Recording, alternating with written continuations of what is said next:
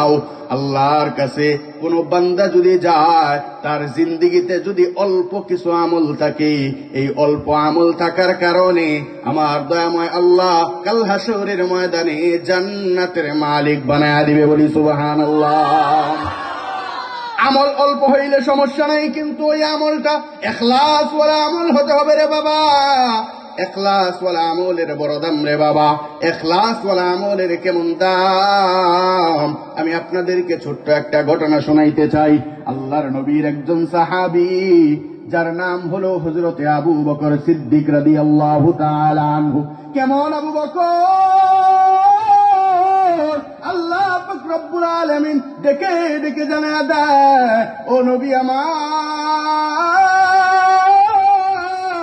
আবু বকরের সুসংবাদ জানায়া দেন, আবু বকরের নেক আমল আমি আল্লাহর কাছে বড় পছন্দনীয় হয়ে গেছে। বলে আবু বকরের নেক আমল পছন্দ হওয়ার কারণে আবু বকরের আমি আল্লাহ পাক দুনিয়াতেই জান্নাতের সার্টিফিকেট দিয়া দিলাম। বলি সুবহানাল্লাহ।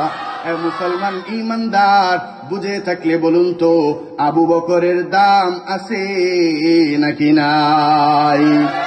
আল্লাহর নবীর স্ত্রী আম্মাজান হযরত আয়েশা সিদ্দিকা রাদিয়াল্লাহু